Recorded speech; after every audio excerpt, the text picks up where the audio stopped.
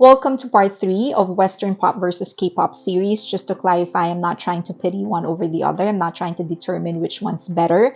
I'm just trying to compare how different Western pop does things versus how K-pop is doing it. So the business side, marketing, training, music process development, so production process and stuff like that. So just trying to compare that, not really determining. I'm not trying to determine which one's better. Okay, so now let's get into marketing. Marketing is almost impossible to learn in like a 10-minute video or even a 1 hour video. It's just a lot. I've been doing it for more than a decade. I'm still learning.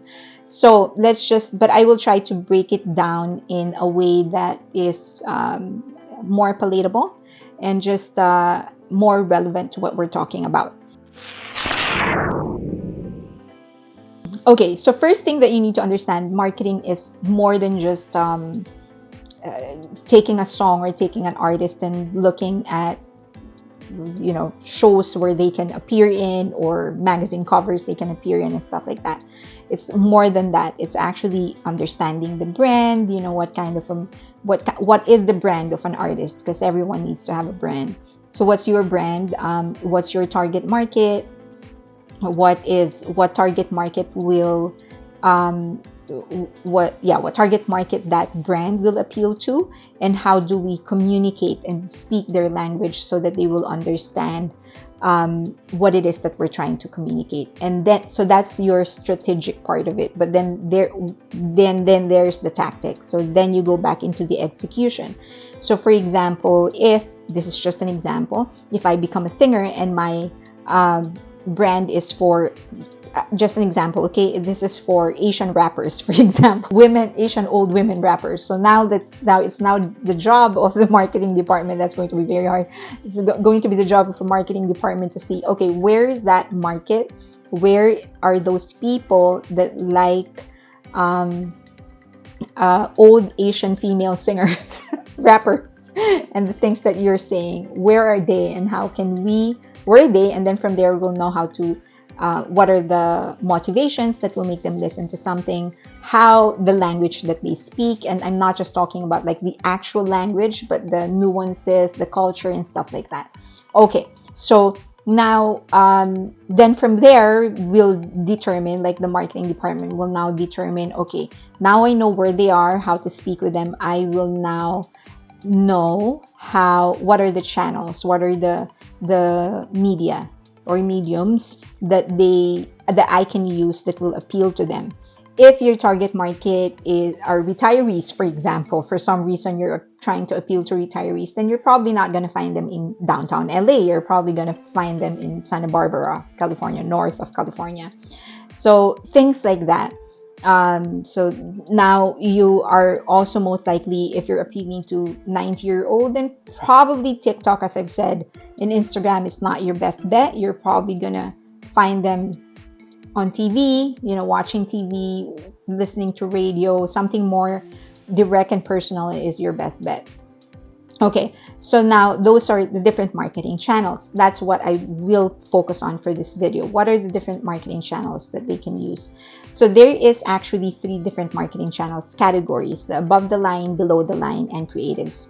Above the line is anything traditional, so TV, newspapers, radio. That's above the line. Okay, below the line is OOH, or out of home, so billboards, banners, even like product testing. If you go to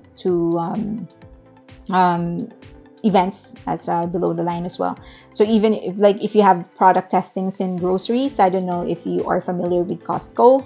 Here in the US, if you go inside, there's a lot of people trying to make you taste the products that they're selling. That's below the line as well. And then there's digital. That has become an entirely different category as well. So digital is online, so like anything that's online basically. Banners, videos, the influencers that you're paying to promote whatever it is that you're selling. So all of those would be digital. And then there's, they call them creative buys or creative strategies. These are disruptions, things that you do that is out of the box, different, and not that something that you can classify on different, on that you can put under a certain category, the categories that I've mentioned. So one example, this is just a product, not an artist, but one example I think is, was it Volkswagen, I believe, where they were trying to encourage people to use the stairs rather than elevator, the escalator, sorry. So they're trying to encourage people to use stairs more than they use escalators.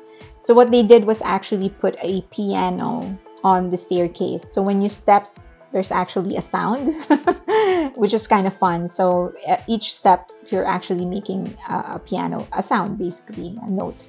And so people found it fun, and so they started using the stairs more than they're using the escalator. This was a long time ago. So in the US, the media above the line, traditional media, is still a huge part of the promotions of artists. Talk show is actually a huge component in the promotion of artists and their albums and their songs. So they usually go to different music shows to promote their albums.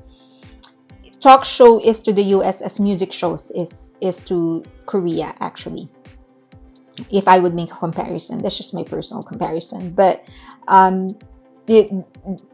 there's not a lot of talk shows in Korea. There's a lot of variety shows, but there's not a lot of talk shows. So talk shows is to Korea, as to Western, to the West, as music shows is to Korea. So many, while K-pop would actually go to different music shows, then Western artists would actually go to many talk shows, and that's where they perform their songs and whatever. They perform their songs. They talk about their albums, how it was made and stuff like that. Now, a different aspect of it is that artists are actually able to communicate more than they're just music. They actually talk about the process of how they're doing their songs. Now, the artists in South Korea are able to do that in talk shows, in their variety shows, like Knowing Brothers, for example. There's a part there where they're being asked questions, and sometimes they're asked about the creative process and stuff like that. Next would be newspapers and magazine coverage. So in South Korea, many of their printed, aside from their newspapers, there's not a lot of like fashion magazines and lifestyle magazines as there is in the West, in the USA. But that is a major component in the West. So publicists, that's their job, to get the artists opportunities to be on the cover, to get interviewed in newspapers and in magazines. As I've said, in South Korea, there's not a lot of that. There's Naver. There are a few magazines, and then of course the newspapers. Next is one thing that they do to promote artists is they usually have new artists collaborate with big artists. So if you're under a label, they would usually make you collaborate with another artist. BTS actually did that. Jason Derulo, they had BTS participate. They had BTS do a remix when BTS was still under Columbia. So they asked BTS to do a remix of Savage Love. So, and then Savage Love actually ended up being number 1 in Billboard Hot 100. So this is sort of a reverse, because BTS was used as the major artist and Jason Derulo obviously was used as the minor artist, because it was BTS's version that actually became number 1. A lot of fans of Jason Derulo is not going to like what I said, but the version that hit number 1 was actually BTS's, the one that featured BTS. So yeah, BTS actually did that.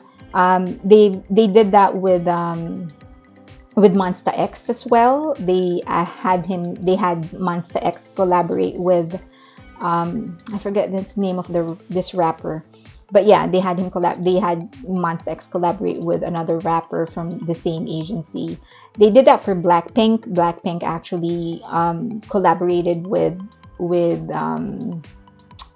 Selena Gomez. So they would usually, labels will take their popular artists and collaborate with the minor artists, because it is a way for the minor artists or the new artists to get more press time, to get more um, uh, publicity, to be more to get talked about, and of course to get exposure from the fans. Then most, because the other artist is popular, then they will get more attention and they will probably get more fans as well. Um, Now that's not very common in South Korea. There's not a lot of collaborations happening in South Korea. There are some like IU and Suga, but usually the collaborations with the two different artists almost of the same caliber. And then the other is, usually in South Korea, the featuring artist would be the rapper to put some rap in the song of somebody else. So that's when the featuring happens. Okay, the next is a press junket. So in the US, a press junket is, and BTS did this in the beginning. They would sit, and then different reporters would sit with them for a short interview, usually like 5 minutes, 5 minute to 10 minute interview. 10 minutes is too long, but usually 5 to 7 minutes. So the reporter would sit down, ask questions. Usually, the reporters are given the questions that they want, they need to ask. So they're given like set of questions, and then sometimes they're given like 1, 2 questions that they can ask, their own questions that they can ask the artist. But that's highly um, trafficked. Yeah, so the PR company would have to approve the questions that they will ask. They can't ask anything their heart desires. Next is paparazzi versus fan club. So in South Korea, first, when there is an official activity, whatever that may be, or unofficial activity that they want covered, they do have a press. They have a media group. And so the media group or the media officer, the media department will then call different news agencies to come to that official engagement or that official occasion or that official event, whether it's guesting in a TV show or in a music show or whatever. Then whether it is the West or South Korea or K-pop, they would call the media to come for coverage. Now, there's an added layer in South Korea, and that's the fan club.